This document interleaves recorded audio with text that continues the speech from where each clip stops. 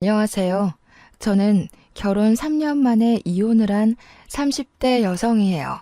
혹시 여러분은 사주나 운세 믿으시나요? 저는 한 번씩 운세를 보는데 볼 때마다 항상 초년 운세는 별로이지만 중년의 귀인을 만나 말년에는 대박이 난다고 하더라고요. 완전히 믿지는 않았지만 그래도 앞으로 나아진다니까 제발 사주처럼 귀인을 만나 내 인생이 대박이 나길 바라며 살았던 것 같아요. 사실 저는 이혼하기 전까지만 해도 정말 우울하고 힘들었거든요. 일단 우리 집 상황을 말씀드리자면 저의 부모님은 사이가 정말 좋지 않으셨어요. 두 분이 정말 하루가 멀다고 매일 싸우다가 제가 20살이 되던 해에 이혼하셨죠. 그리고 저는 엄마와 둘이서 살고 아빠는 이혼하고 얼마 되지 않아 재혼하시며 연락이 되지 않았어요.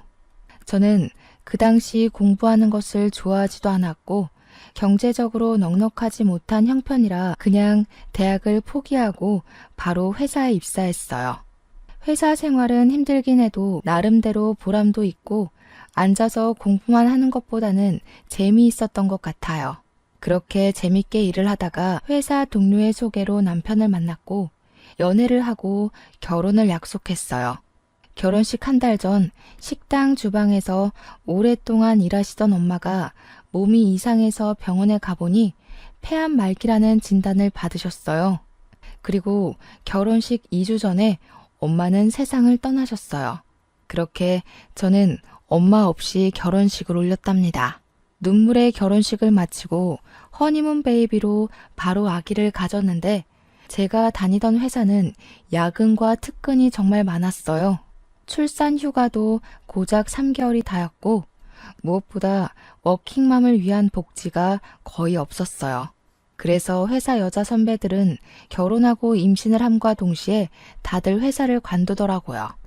저 역시 어쩔 수 없이 회사를 관두고 집에서 제 아이 지민이를 키우며 살고 있었어요. 시간이 흘러 아이가 2살이 되자 저는 어린이집에 지민이를 보냈고 간단한 아르바이트라도 구해보려 했지만 시간이 애매해서 마땅한 일자리를 찾지 못하고 있었죠. 반면에 동서는 학교 다닐 때부터 공부도 잘했고 전교 회장도 몇 번 했다고 해요. 당연히 좋은 대학교에 대학원까지 나오고 복지가 엄청 좋은 회사에 입사하여 돈도 많이 벌고 있어요. 그래서인지 시댁에 다달이 용돈도 많이 드린다고 하더라고요. 게다가 어른들에게 말도 잘하고 싹싹해서 시댁 동네에선 최고의 며느리라는 소문이 자자해요. 무엇보다 친정도 부유하고 동서와 같은 동네에 살아서 아기가 아프거나 무슨 일이 생기면 언제든지 맡기고 출근을 할 수도 있어요. 제가 봐도 이렇게 동서가 잘났는데 시어머니는 저와 동서가 얼마나 비교되겠어요. 그래서 시어머니는 저와 동서를 항상 대놓고 차별했어요. 시댁에 일이 있어서 가면 동서에게는 일하고 왔으니 무조건 쉬라고 하시고 아이를 보며 집에 있는 제게는 너는 우리 아들 돈으로 놀고 먹으니 무조건 일하라고 하셨죠. 초겨울날이 되었어요.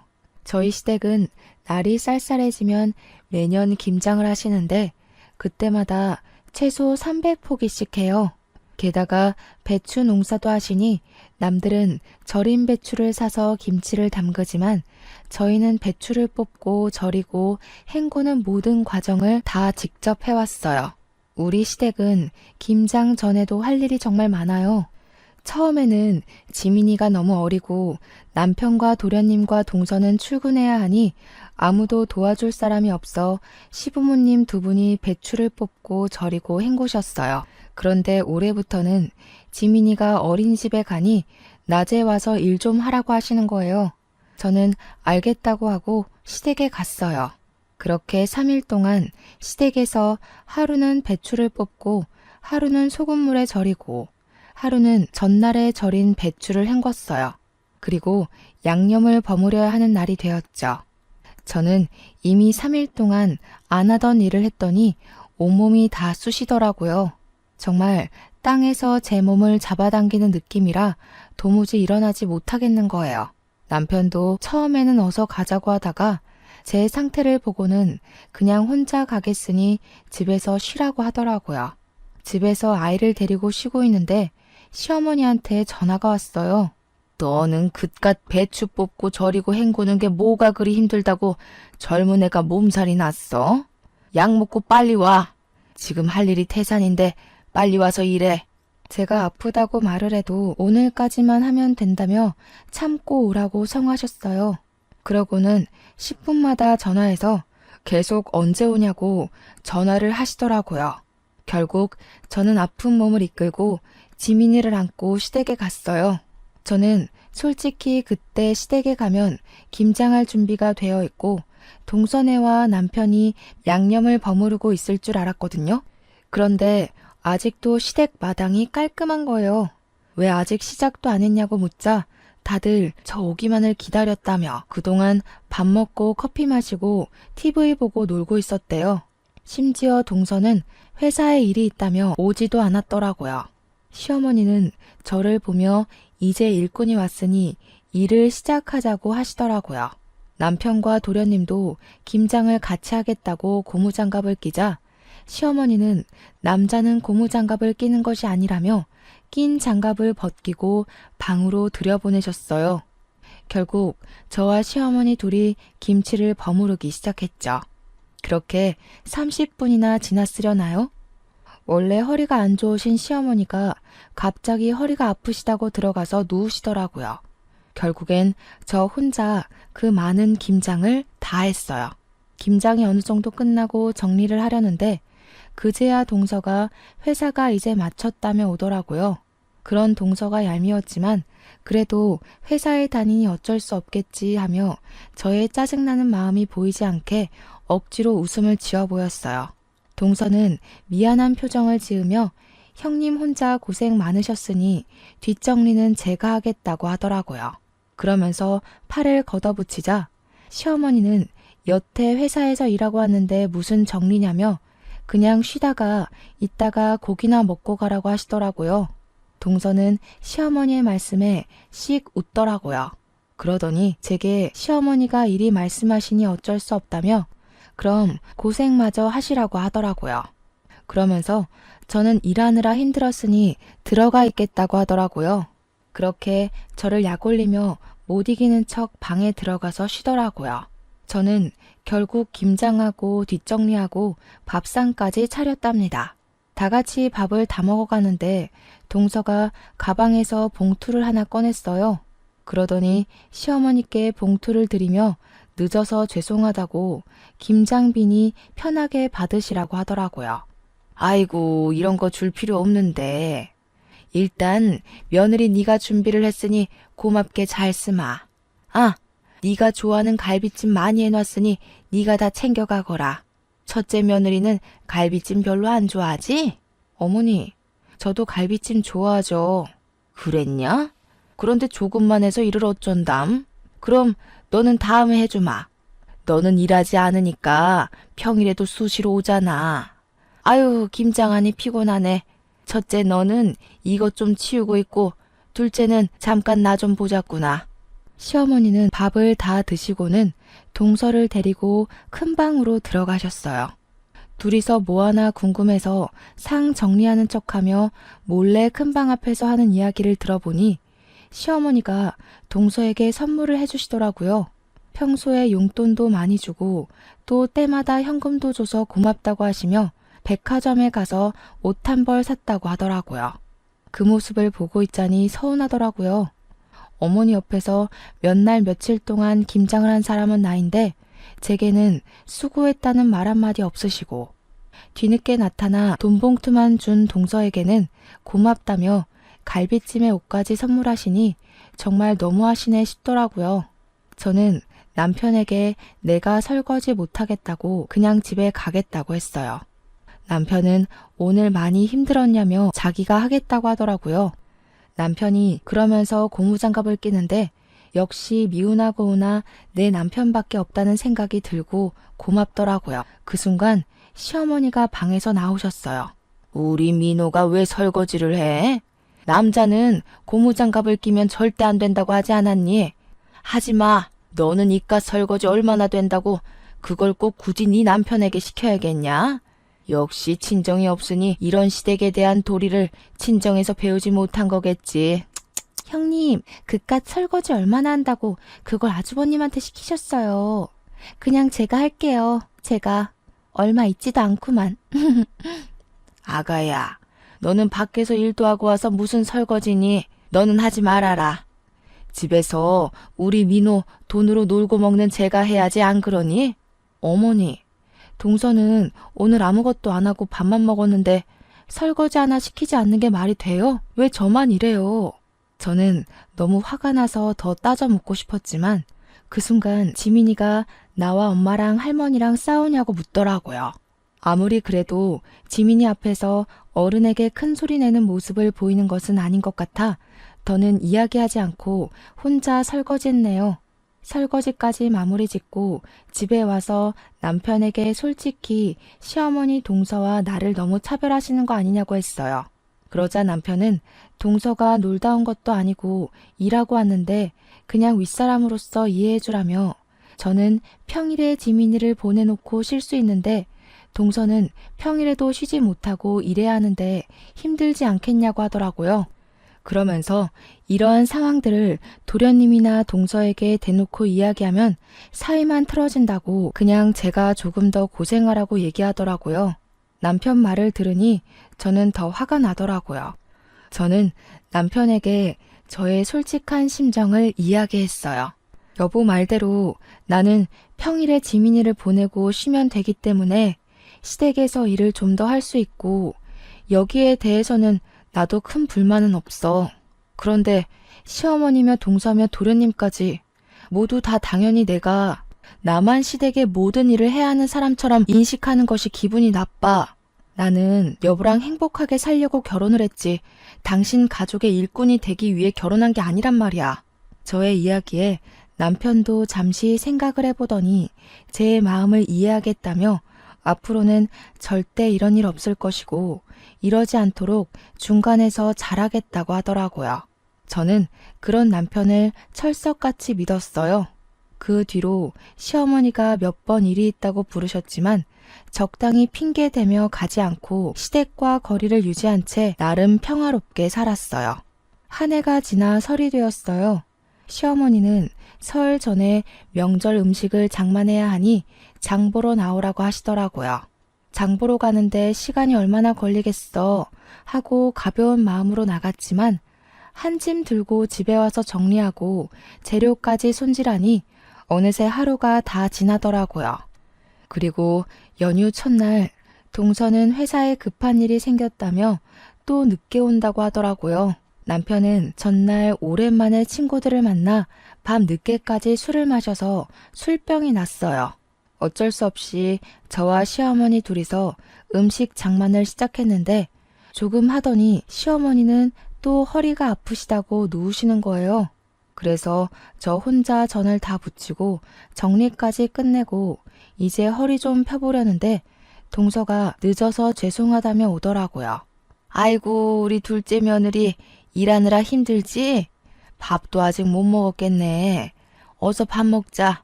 첫째 너는 정리 다 했으니 어서 밥 차려라. 어머니, 저 여태 전 부치고 정리하느라 허리를 이제야 펴네요. 지금 다리에 쥐도나고 해서 민호 씨한테 이야기할게요. 여보, 들었지? 일하는 동서 배고프다니까 상 좀 차려줘. 이거 아주 큰일 날 소리를 하는구나. 너는 있는 반찬 꺼내서 상 차리는 게 뭐가 그리 힘들다고 그러니? 민호 돈으로 놀고 먹는 애가 너도 꼭 일하는 사람한테 상을 차리게 하고 싶냐? 엄마, 지희 집에서 안 놀아.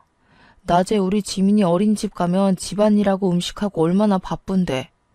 저녁에는 또 지민이 돌봐야지. 그러니까 지희한테 놀고 먹는 사람이라며 뭐라고 하지 마. 집에서 자기 아이 보는 게 무슨 일이니? 집안일하는 게 일이야? 됐다. 그냥 내가 상 차리마. 허리 아파서 허리 복대를 착용하신 시어머니가 상을 펴시고 반찬을 들고 왔다 갔다 하시는데 그 모습을 보자니 마음 편히 앉아있을 수가 없겠더라고요.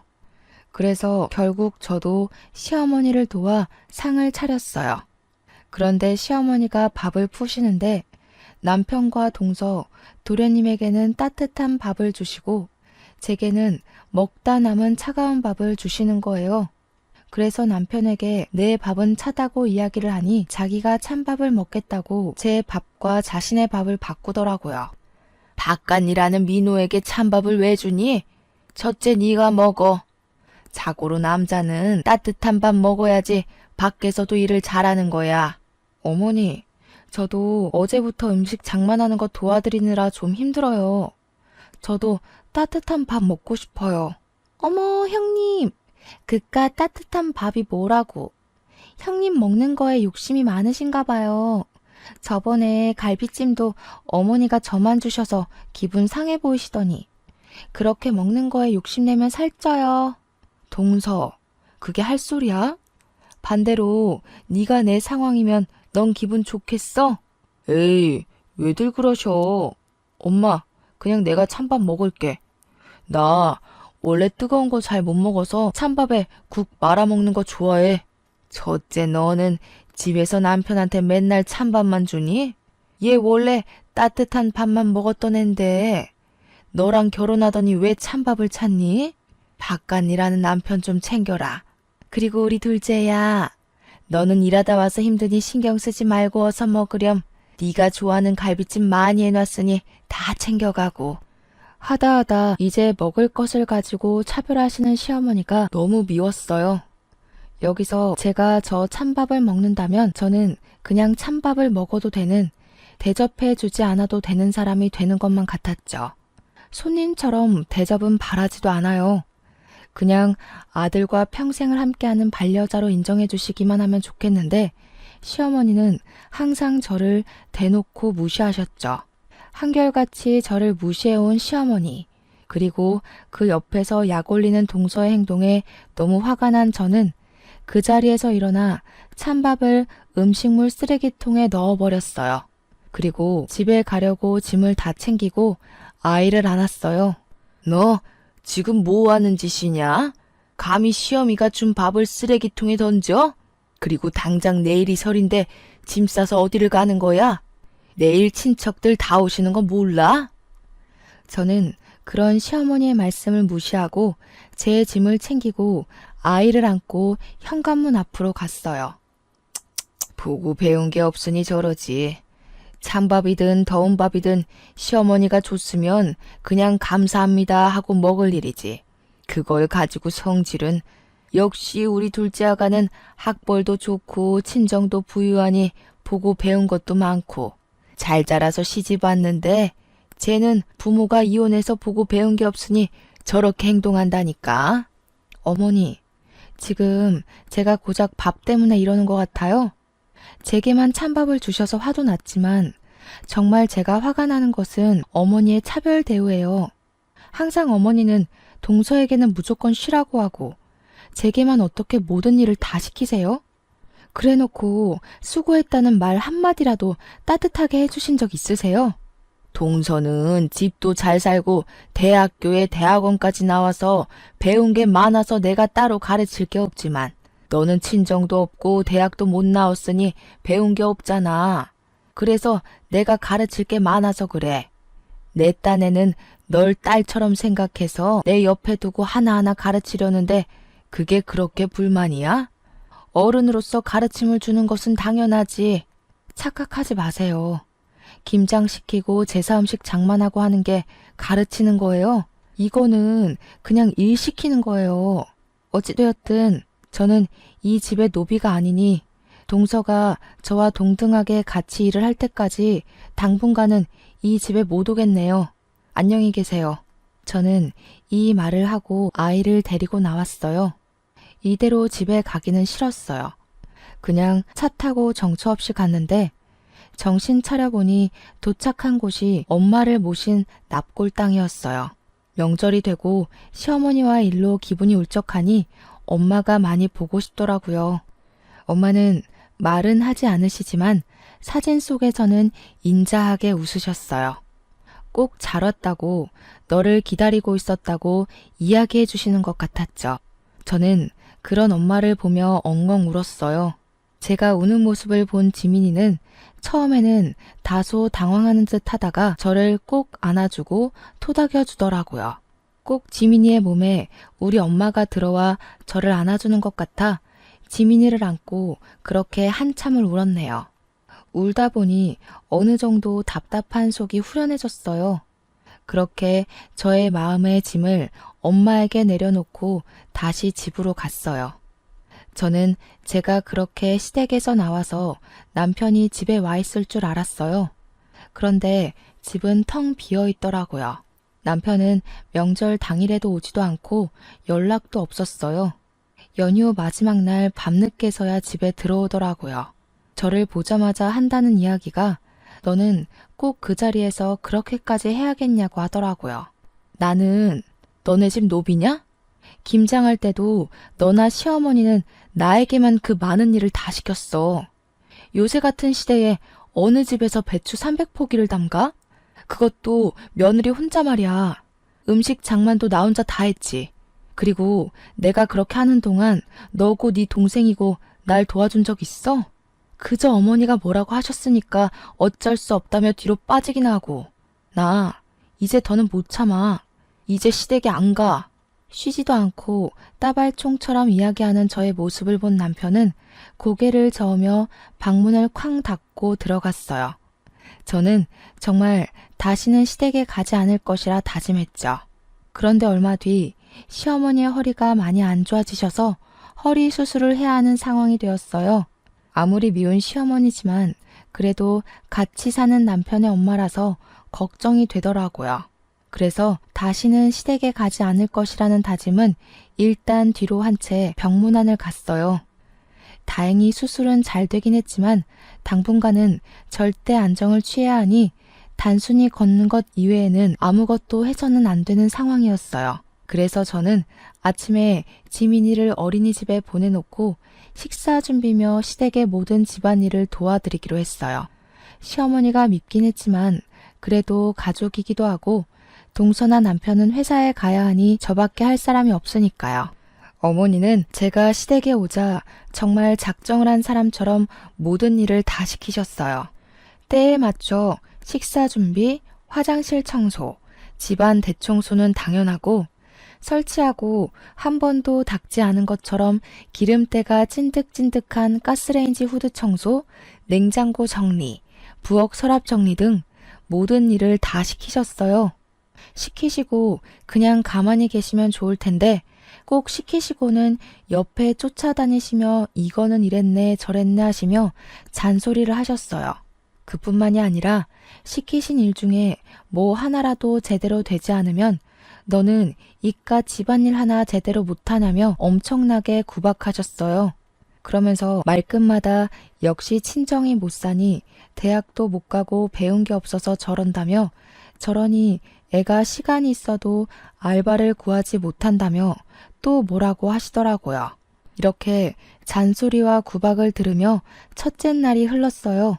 다음 날, 전날 때 빼고 광내서 청소를 싹 했으니 오늘은 그냥 식사만 차려드리면 되겠다 싶어 갔는데 이번에는 제가 결혼하고 나서 한 번도 정리하지 않았던 창고를 정리해야 한다며 창고 정리를 시키시는 거예요.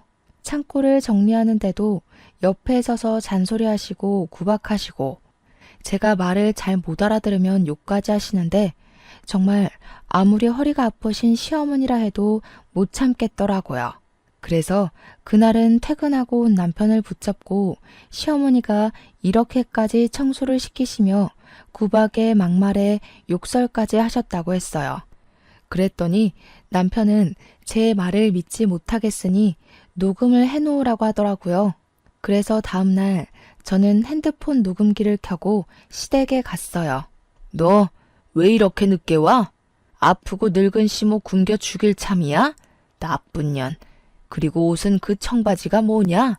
청바지 입고 어떻게 일할 거야? 너네 엄마는 시댁에 어떤 옷을 입고 가야 하는지 그런 것도 안 가르치고 죽었다니? 도대체가 내가 어디부터 어디까지 너한테 알려줘야 하는 거야? 일단 밥이나 차려. 밥 차리고 오늘은 저온 창고 싹 다 정리해라. 시어머니는 저를 보자마자 왜 이리 늦게 왔냐고 하시며 돌아가신 엄마까지 들먹이시며 뭐라고 하시는데 정말 화가 났지만 녹음 중이라 참았어요. 밥을 다 드시고 나서는 설거지를 하라고 하시고 설거지 하는데도 옆에 딱 붙으셔서 주방 세제를 너무 많이 쓴다고 뭐라고 하시고 따뜻한 물로 하면 보일러세 많이 나온다고 찬물로 하라고 하시고 손이 느려서 굼뜨다고 뭐라고 하시더라고요. 그러고서는 저에게 음식들이 저장된 저온 창고를 정리하라고 하셨어요. 그곳에는 정말 언제 넣어놨는지도 모르는 음식들이 가득했고 곰팡이 핀 음식들도 있었어요. 저는 모든 음식을 다 꺼내서 하나씩 확인하며 먹을 수 있는 음식은 다시 넣고 먹지 못하는 음식은 버렸어요. 열심히 하고 있는데 또 오셔서 제가 하는 행동 하나하나를 감시하시며 구박도 하시고 욕도 하시더라고요. 그러다가 제가 시어머니의 말을 잘못 알아들으면 멍청하다고 등도 때리시고 꿀밤도 때리시고 하셨어요. 중간중간에 그냥 가버리고 싶었지만 일단은 참고 녹음을 다 완료한 후에 고무장갑을 던지고 아무 말 없이 그냥 집에 왔어요. 집에 와서 온종일 녹음한 내용을 남편에게 들려주었어요. 제가 인격 모독을 당하고 욕을 듣고 딱 하고 맞는 소리가 들리는데도 남편은 몸이 좋지 않으셔서 예민해져서 그런 거고 힘없는 우리 어머니가 때려봤자 얼마나 아프겠냐고 그냥 넓은 마음으로 참아달라고 하더라고요. 저는 그런 이야기를 하는 남편에게 역시 가지는 개편이라며 세상에 믿을 만한 인간 하나도 없다고 하고 방에 들어갔네요. 다음 날 3일 연속 시댁에서 일했더니 온몸이 다 아프더라고요. 지민이를 어린이집에 보내놓고 쉬고 있는데 모르는 번호로 전화가 왔어요. 받아보니 옛날에 이혼해서 연락이 끊겼던 아빠였어요. 한때는 저와 엄마는 이렇게 힘든데 아빠는 재혼했다는 소식을 듣고 미웠지만 그래도 거의 20년 만에 내 가족에게 연락이 오니 반갑고 뭔가 든든한 내 편이 생긴 것 같은 기분에 반가워서 갑자기 눈물이 나오더라고요. 그렇게 울며 서로의 근황을 물었어요. 아빠는 조그맣게 회사를 차리셔서 사장으로 있다고 하셨어요. 그런데 엄마도 돌아가셨는데 제 번호를 어떻게 알았는지 물어보니 시아버지를 통해서 알게 되었다고 하시더라고요. 저는 아빠에게 시아버지랑 어떻게 연락을 했냐고 두 분이 아는 사이냐고 물었죠.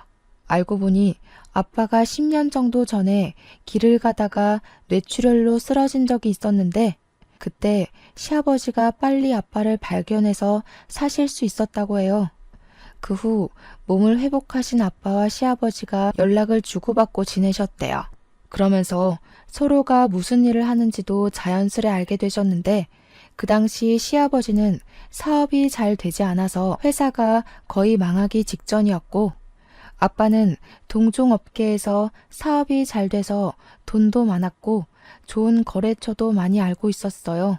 그래서 아빠가 자신의 목숨을 구한 은인이시라며 시아버지를 여러모로 많이 도와주셨다고 해요.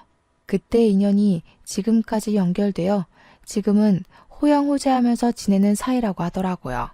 얼마 전에는 두 분이 만나 술을 한 잔 드셨대요. 술에 취하신 시아버지가 첫째 며느리 이야기를 하셨는데 나는 첫째 며느리가 너무 예쁜데 자기 마누라는 부모님이 이혼하고 엄마는 돌아가시고 아빠는 재혼해서 연락도 안 되니 마땅한 친정이 없다며 시집살이를 그렇게 시킨다고 하셨대요. 도와주고 싶어도 자신은 회사에 나와봐야 하니 딱히 도울 수도 없고 그저 마누라한테 그렇게까지 미워하지 말라고 말하는 것이 전부인 이 상황이 답답하다면서요. 그러면서 시아버지가 아빠에게 첫째 며느리라며 사진을 보여주셨는데 제 사진이었대요.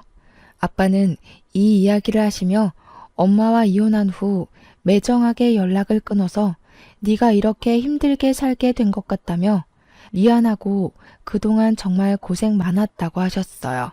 그러면서 제가 시집살이가 너무 힘들어서 이혼하고 싶다고 한다면 집과 일자리 정도는 마련해 줄 수 있으니 괜히 눈치 보며 살지 말라고 하시더라고요. 그래서 제가 그동안 시어머니의 막말, 무조건 시댁 편인 남편, 그리고 여우 같은 동서 때문에 갈라서고 싶은 적이 많았는데 지민이도 있고 경제적인 여건 때문에 억울해도 그냥 참고 살았다고 했죠. 그랬더니 아빠는 일단 사돈에게 인사를 해야겠다며 인사하러 갈 수 있게 날짜 좀 잡아달라고 하시더라고요. 저는 사실 얼마 전에 시부모님이 하도 저를 구박하시고 무시하셔서 한바탕 하고 영 끊었다고 했어요. 아빠는 그래도 사돈한테 인사는 드려야 하는 것이 도리니 꼭 날짜를 잡아서 알려달라고 하셨어요. 저는 아빠와 전화를 끊고 바로 시어머니께 전화를 드렸어요. 그리고 저희 친정 아빠가 연락됐는데 시부모님께 인사를 드리고 싶어 하시니 시간 될 때 알려달라고 했어요. 시어머니는 축하한다는 말은커녕 아빠가 뭐하고 사시는지부터 궁금해 하시더라고요. 그래서 아빠에게 들은 대로 그냥 조그마하게 회사를 운영하고 있다고 했죠. 그랬더니 시어머니는 요새 사업하다가 망하는 사람들이 많다던데 괜히 너네 아빠랑 인제 와서 연락돼서 우리 민호가 번 돈이 다 거기로 흘러가지는 않을까 모르겠다며 어쨌든 주말에 시간 비워둘 테니 오라고 하라고 하시곤 끊으셨어요. 애초에 시어머니의 축하는 바라지도 않았지만 그래도 어머니의 날이 선 말투에 기분이 좋지는 않더라고요. 그리고 약속한 날 저는 거의 20년 만에 아빠를 만났어요. 제 기억 속의 아빠는 주름살이 하나 없고 머리숱도 많았는데 그날 본 아빠는 주름살도 자글자글하고 머리카락도 거의 없으셨어요. 저는 변해버린 아빠의 모습이 반갑기도 하고 그런 아빠의 손을 오랜만에 잡고 함께 시댁으로 향했어요. 시댁에는 동선의 부부도 있었어요. 아빠는 준비하신 과일 바구니를 건네시며 지희의 아빠 되는 사람이라고 하며 허리를 90도로 굽혀 인사하시더라고요. 시어머니는 그런 아빠를 보면서 떨떠름한 표정을 지으셨어요.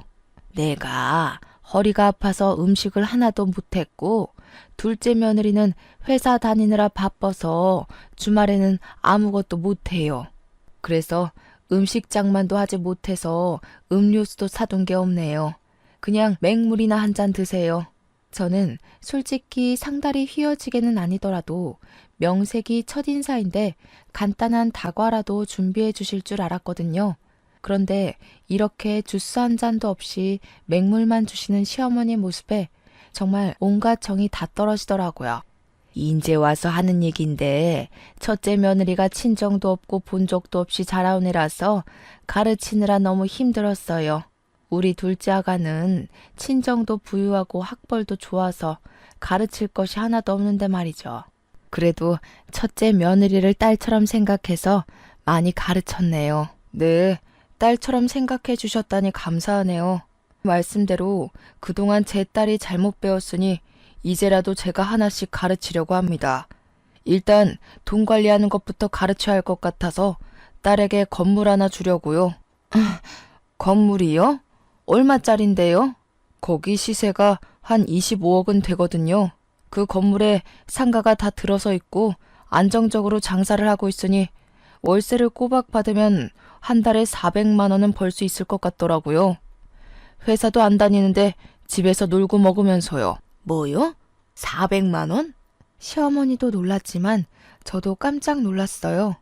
순식간에 저는 조물주보다 높다는 건물주가 되어 매달 한 달 월급만큼의 돈을 받게 된다는데 이게 쉽게 믿어질 리가 없잖아요.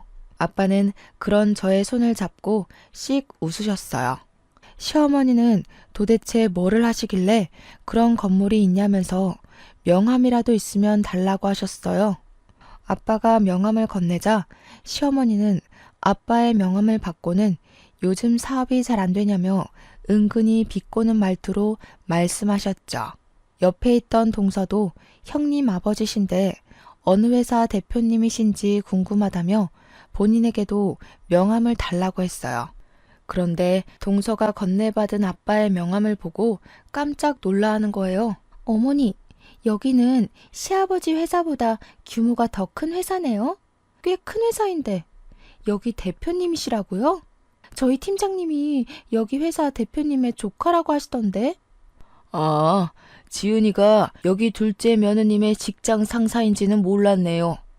또 이렇게 인연이 해결되네요. 시어머니는 그렇게 좋은 회사의 대표가 첫째 며느리의 아빠였냐며 재차 확인하시고는 다시 한번 놀라셨어요. 아빠는 그런 시어머니에게 당당하게 제가 이 회사의 대표라고 하시며 일단 오늘은 일이 없으니 가봐야 할 것 같다고 하시고는 자리에서 일어나셨어요. 저는 아빠를 보내드리고 다시 시댁으로 왔어요. 어느덧 저녁 6시. 저녁을 먹을 시간이더라고요. 어머니, 벌써 저녁 6시인데 저녁 식사하셔야죠. 형님, 가서 식사 준비 좀 해주세요. 저는 아시다시피 일하느라 피곤해서요. 동서는 아주 당연하다는 듯이 제게 저녁 식사를 시키더라고요. 그 소리를 들은 시어머니가 깜짝 놀라 동서에게 다가왔어요. 예, 오늘은 네가 준비해라. 쟤도 오늘 오랜만에 아빠 만났으니 얼마나 정신적으로 힘들었겠니? 저는 그래도 회사에서 일하는데 오늘 하루는 푹 쉬어야죠. 형님은 집에서 노시는데? 쉬긴 뭘 쉬니? 젊어서 고생은 사서도 한다고 했다. 네가 밥 차리고 첫째 아가는 잠깐 나 좀 보자. 할 말이 있다. 시어머니는 저를 부르실 때 야 아니면 첫째 너라고 하셨어요. 그런데 돈 많은 아빠가 왔다 가시자 저에게 결혼 후 처음으로 첫째 아가라고 부르시며 저를 큰 방으로 데리고 가시더라고요. 아가, 내가 그동안 너한테 섭섭하게 한 것이 있다면 미안하다. 나는 그냥 친정도 없는 네가 어디 나가서 혹시라도 무시당할까 봐. 다 네가 잘 되길 바라는 마음에서 그렇게 한 것이니 이해해 주려무나. 그리고 다른 친구들은 다른 며느리한테 한 달에 100만 원씩은 받고 산다던데. 나는 한 달에 50만 원 정도는 내 용돈으로 줄 순 없겠니? 병원비도 있고 생활비도 있고 조금 힘들어서 말이야. 이제 동서보다 제가 돈을 더 잘 벌게 생겼으니 어머니 상황이 역전되셨네요. 아가야, 무슨 말을 그리 서운하게 하니? 그런 게 아니라 그냥 서로 돕고 살자는 거지. 어머니는 저 혼자 김치 300포기 담그고 명절 음식 준비할 때 한 번이라도 도와주신 적 있으셨어요? 허리가 아프시지 직접 도와주시지는 못해도 누구한테 힘들 테니 도와주라고 한 적 있으셨나요? 그러기는커녕 아무 일 못하게 하시고 저 혼자만 일 다 시켜놓고는 인제 와서 서로 돕고 도와주는 척 하시는 건가요? 시어머니는 저의 말에 아무 대답도 못하고 그저 당황해만 하셨어요. 어머니, 저는 어머니의 말씀대로 본 것도 없이 자라서 서로 도우며 사는 거 뭔지 잘 모르겠네요. 저는 이 말을 남기고 거실로 나갔어요. 부엌에 가보니 동서는 입술이 삐죽 나와서 저녁 준비를 하고 있더라고요. 저는 그동안 얄밉게 말하는 동서에게도 한마디 했어요. 동서, 아직도 그것밖에 못 차렸어? 빨리빨리 움직여. 이러다가 내일 밥 먹겠어. 하긴 뭐 네가 회사를 한답시고 집안일을 해봤어야 알지. 형님, 지금 돈 많은 아빠 있다고 유세 떠는 거예요? 너도 그동안 회사 다녀서 돈 번다고 유세 부렸는데 나는 그러면 안 된다니? 그리고 어머니, 용돈은요? 용돈은 학벌 좋고 친정도 부유한 동서한테 받으세요. 전 이혼하겠습니다. 더는 이 집에 노비처럼 못 살겠어요. 노비라니. 나는 너를 맹세코 단 한 번도 그리 생각한 적 없다. 정말 딸처럼 생각했어. 딸처럼 생각하셔서 찬밥 주시고 먹는 거로 차별하시고 맨날 저에게만 그렇게 일을 시키셨어요. 무슨 말이 안 되는 소리를 하셔야죠. 저희 갈라서겠습니다. 여보, 왜 그래? 그게 무슨 소리야? 이혼이라니. 우리 다시 잘해보자. 이제 장인어른도 계시고 혼자 어디를 가려고. 장인어른? 너 이제 이혼해서 마누라도 없는데 네가 장인어른이 어딨니? 그리고 내가 우리 아이 챙겨서 갈 거야. 나갈 때 있으니까 내 걱정은 말고. 저는 그렇게 지민이를 안고 그 집을 나왔어요. 남편과 시어머니는 갑작스러운 저의 이혼 선언에 황당해하며 저를 붙잡았지만 이미 마음이 확고해진 저는 미련 없이 그 집을 떠났어요. 그리고 아빠가 마련해 주신 새로운 보금자리로 갔어요. 다음 날 저는 근처 신경정신과에서 시댁의 스트레스로 인해 정신적인 피해를 보았다는 처방전을 끊었어요. 그리고 이혼 서류를 작성해서 처방전과 함께 시댁에 킥으로 보냈죠. 잠시 후 시어머니한테 전화가 오더라고요. 무슨 이혼 서류야? 정말 이혼할 거야? 네, 어머니. 저 이제 그 집에서 더는 노비 생활 못해요. 이혼하겠어요. 이제 둘째한테도 일 시키고 할게. 우리 아들들한테도 일 시킬게. 그러니까 제발 마음 풀고 같이 살자. 저 지민이는 혼자 어떻게 키우려고 그래? 제 걱정하는 척 하지 마세요. 제가 알아서 아주 멋지게 잘 키울 거예요. 어머니가 이렇게 부탁하셔도 저는 이미 마음 정했고 이혼할 겁니다, 반드시. 그깟 일 조금 시켰다고 이혼이 어디 쉽게 될 것 같아? 어머니 허리 아프셨을 때 막말하셨던 거 제가 다 녹음했고요. 지금 병원에서 시댁 스트레스로 인해 정신적으로 피해받았다는 내용의 처방전까지 받았어요. 그리고 아빠 회사의 법무팀 팀장님과 친한 변호사가 이혼소송 전문 변호사래요. 그래서 이혼해주지 않으시면 그곳에서 이혼소송 진행하려고요. 시어머니는 저의 확고한 대답에 살아생전 너같이 독한 년은 처음이라며 온갖 욕설을 퍼붓고는 끊으셨어요. 이어서 남편에게도 전화가 오더라고요. 네가 원한다면 나 우리 가족과 영 끊고 살게. 그러니 제발 이혼은 하지 말자. 같이 살자. 너 내가 그렇게 시댁에서 호되게 당할 때 너는 항상 너네 엄마 도련님 동서 편만 들었어. 그런 네가 잘도 그러겠다. 됐고 이제 이혼이야. 차마 행복하게 잘 살라는 말은 못 해주겠다. 이혼 서류 잘 작성해서 내일 법원 앞으로 와라.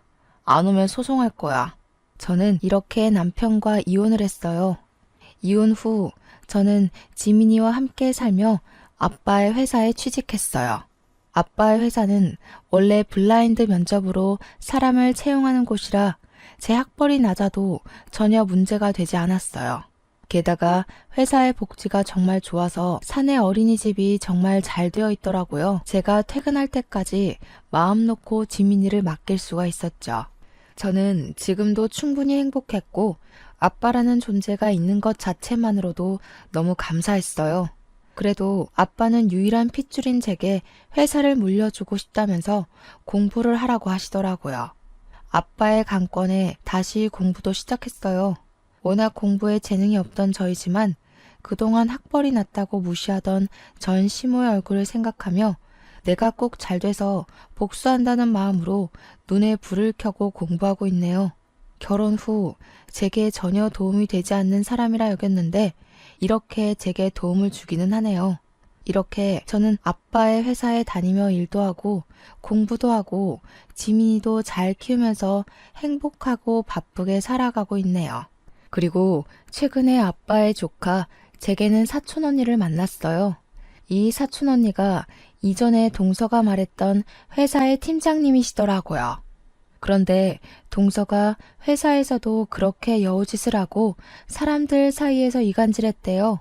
그리고 명절 전날과 같이 시댁에 가야 하는 날만 되면 회사에서 아무도 요구하지 않는데도 스스로 야근에 특근하며 늦게 갔다고 하더라고요. 안 그래도 사촌 언니가 얄밉다고 생각하며 뭐 하나 건수만 생기면 가만 안 둔다고 벼르고 있었는데 제 소식 다 듣고 엄청나게 갈궜대요. 그래서 지금은 회사에 사표 내고 백수가 되었네요. 그리고 예전에 저처럼 맨날 시댁에 불려가서 일한다고 하더라고요. 그 소식을 들으니 얼마나 통쾌하던지요. 전 남편은 아이에게 아빠를 보여줘야 하니 한 달에 한 번씩은 보고 있어요. 전 남편은 그때마다 다시 합치자고 하지만 솔직히 제가 뭐가 아쉬워서 합쳐요. 월급 잘 나오죠? 아빠 덕에 건물주가 되어서 상가 월세도 적지 않게 나오죠. 게다가 회사의 복지도 좋아서 지민이 걱정 없이 마음 편히 일도 할 수 있는데요. 지금 사는 집도 크지는 않지만 대출도 없고 저와 지민이 둘이서 살기 딱 적당하거든요. 남편이 그런 소리 할 때마다 저는 너희 엄마와 너 동서 생각만 해도 치가 떨리니까 헛소리 짓거리지 말라고 한마디 하네요. 제가 사주를 볼 때마다 중년의 귀인을 만나 말년에는 대박이 난다던데 제 인생의 귀인이 바로 아빠였나 봐요. 아빠를 만난 뒤로 모든 고민 걱정거리가 다 해결되고 요새는 지민이와 함께 즐겁고 바쁘게 살고 있네요.